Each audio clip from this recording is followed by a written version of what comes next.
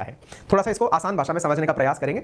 आसान भाषा में समझने के लिए आपको थोड़ा शेयर मार्केट का ज्ञान होना जरूरी है। शेयर मार्केट का ज्ञान इतना भी नहीं कि आप ट्रेडिंग करना अभी से सीख जाएं, केवल इतना कि आप ये समझें कि कोई भी व्यक्ति 100% शेयर का मतलब 100 शेयर नहीं होता है। बस इतना सा फिलहाल समझ लीजिए, फिर मैं आपको आगे लेके चलता हूं। अच्छा, जब तक हम इसमें आगे बढ़े तब तक आप एक काम करिए, आप मुझे एनडीटीवी की फुल फॉर्म बता दीजिए, क्योंकि जैसे ना एबीपी की भी फुल फॉर्म होती है, आप उसे भी बताएंगे, लेकिन फिलहाल के लिए आप एनडीटीवी की फुल फॉर्म बताइए ताकि मैं आपको इस सेशन में आगे ले चल सकूं। कमेंट बॉक्स में मैं आपके कमेंट्स देख रहा हूं, इधर देखते हैं। तो Adani makes foray into new channel space, set to acquire NDTV. ये न्यूज पूरे दिन भर के अखबारों के अंदर सुर्खी बनकर चलती रही। Adani to acquire 29% stake in NDTV media group से मूव विदाउट कंसेंट। मतलब मुझसे पूछा नहीं गया, है ना। कंसेंट लेने का मतलब जो अपन ने एक फिल्म के अंदर देखा था ना, पिंक थी शायद, कि नो मींस नो। यहां पर कंसेंट का कोई अर्थ नहीं था, इसका भी मैं आपको मतलब बताऊंगा। मिंट के अंदर भी आप इस न्यूज को देख रहे हैं, ये सब न्यूज आप देखते हैं। अडानी, गौतम अडानी, जिनके बारे में आप लोग बहुत सी चीजें ऑलरेडी जानते हैं, और कुछ जाने या ना जाने, लेकिन ये जरूर जानते हैं कि भारत सरकार के नाम पर अगर हम कुछ भी मुद्दे उठाते हैं तो अपोजिशन अंबानी अडानी ही करके मुद्दे उठाता है ना। ठीक है, फिलहाल के लिए एनडीटीवी पर ही हम केंद्रित करते हैं। कमेंट बॉक्स में न्यू दिल्ली टेलीविजन लिमिटेड, बिल्कुल सही जवाब। आप में से जिन्होंने ये आंसर दे दिया है बढ़िया है, नहीं दिया है तो न्यू दिल्ली टेलीविजन लिमिटेड के नाम से आप एनडीटीवी की फुल फॉर्म ध्यान रख लीजिए।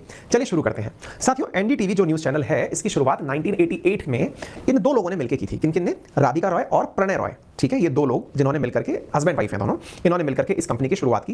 राधिका रॉय के पास थोड़े से शेयर ज्यादा हैं।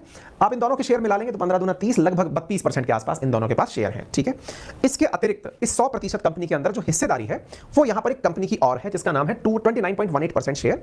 कंपनी का नाम है RRPR होल्डिंग प्राइवेट लिमिटेड। अच्छा, मैं आपको थोड़ी सी बात और समझा देता हूं।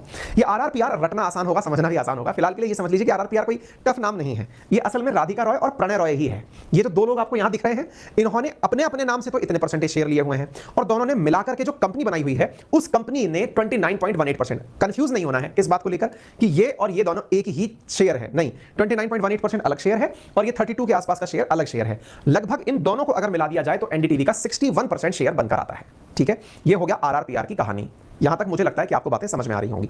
इसके अतिरिक्त ये जो 21.81% आप शेयर देख रहे हैं, 29 के अलावा जो आप शेयर देख रहे हैं, ये आप और हम जैसे लोगों के पास शेयर है। आप पूछेंगे कि सर आपने कब ले लिया? ये कोई कंपनी है LTS इन्वेस्टमेंट फंड लिमिटेड, उसके पास में 9.75% है। यहां पर जो आप 28.18% देख रहे हैं, ये वो वाला शेयर है जो आप और हम जैसे लोगों ने कभी शेयर मार्केट में म्यूचुअल फंड्स के माध्यम से खरीदे होंगे। आप पूछेंगे कैसे खरीद लिए होंगे आपने इनको? देखिए, सिंपल सा तरीका ये समझ लीजिए कि जब भी कोई कंपनी अपने आप को लिस्टेड करती है शेयर मार्केट के अंदर, तो फिर कोई भी इनके शेयर परचेज कर सकता है। ये पहले डिसाइड करते हैं कि हम इतना % शेयर जो है वो अपना मार्केट को देना चाहते हैं, तो यहां से जनता के पास में इतना शेयर है। ठीक है, यहां तक उम्मीद है मुझे समझ में सब आ गया होगा। अब एक सवाल छोटा सा मैं यहां पर आपको और ब्रीफ कर, 100 शेयर नहीं होता है, करोड़ों शेयर हो सकता है। मैं आपको बता दूं कि एनडीटीवी के 100% का मतलब लगभग 6 करोड़ शेयर हैं। उम्मीद है कि आपको यह तर्क समझ में आ रहा होगा, है ना। मैं ये कहूं कि 100% का मतलब 100 नंबर ही है, नहीं। यहां पर 6 करोड़ शेयर इक्वल्स टू 100% है। ठीक है, उनमें से किसी के पास कितने शेयर, किसी, यानी कि 1% में भी बहुत सारे शेयर, तभी जाकर के एक आम आदमी को शेयर सस्ता पड़ता है। यानी कि अगर मैं आज का भाव बताऊं तो ये लगभग 350 रुपए से ऊपर चल रहा है एक शेयर का भाव। ठीक है, चलिए अब हम थोड़ा आगे बढ़ते हैं। कहानी शुरू होती है इसी जगह से। कहां से? RRPR होल्डिंग प्राइवेट लिमिटेड से। नाम भले ही इन दोनों का था, लेकिन कंपनी अलग से चल रही थी। इस RRPR नाम की जो कंपनी है, इसने कभी वर्ष 2009 में 10 में एक लोन लिया था। लोन किससे लिया था? अब जरा उस न्यूज को भी मैं आपको पढ़ा देता हूं ताकि उस चीज को थोड़ा सा आप डिटेल में समझ पाए। मैंने लिखा तो था, हाँ, 2009 के आसपास की बात है कि एक कंपनी थी जिसका नाम था विश्व प्रधान कमर्शियल। क्या नाम था? विश्व प्रधान कमर्शियल प्राइवेट लिमिटेड, VCPL के नाम से याद रख लीजिए।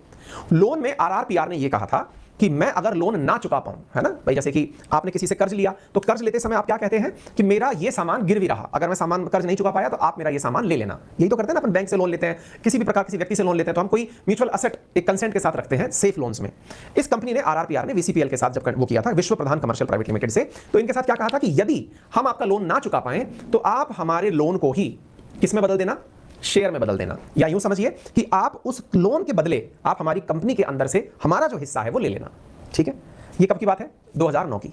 डील किसके साथ हुई थी? विश्व प्रधान कमर्शियल के साथ। RRPR ने लोन लिया होगा, लगभग 1.14 बिलियन रुपीस के आसपास की ये डील है, जिसमें इस विश्व प्रधान ने क्या किया कि RRPR को जो कब्जा, जो लोन दिया हुआ था ना, उस लोन के बदले उसका ये 29.18% जो हिस्सा है ये एक्वायर कर लिया। मतलब सीधा है, पैसा नहीं दिया गया, पैसा तो बहुत पहले ही दे दिया गया था, अब तो केवल उस पैसे के एवज में कि भाई हम ये वाला पैसा ले रहे हैं। अब आपके दिमाग में फिर एक सवाल आएगा कि सर ठीक है, इस विश्व प्रधान ने इतना % शेयर इसका ले लिया, लेकिन ये बताओ अडानी की एंट्री कहां से हो गई? अब अडानी की एंट्री पर चलते हैं। अडानी ने इस अप्रैल में एक कंपनी बनाई, AMG मीडिया प्राइवेट लिमिटेड करके अडानी ने अपने लिए एक कंपनी बनाई। आपको इससे केवल इतना मतलब होना चाहिए कि अडानी की मीडिया में भी कोई कंपनी थी, है ना। आपके दिमाग में यह भी प्रश्न बन रहा होगा कि अडानी करता क्या क्या है, तो आप ये समझ लो कि जो अब अंबानी करता है वो सब अडानी करता है। फिर भी मैं आपकी जानकारी के लिए जानकारी दूंगा। तो फिलहाल ये जानिए कि अप्रैल में अडानी ने कंपनी बनाई थी मीडिया के लिए, AMG के नाम से, है ना। मैं उसकी न्यूज भी दिखाऊंगा आपको हालांकि।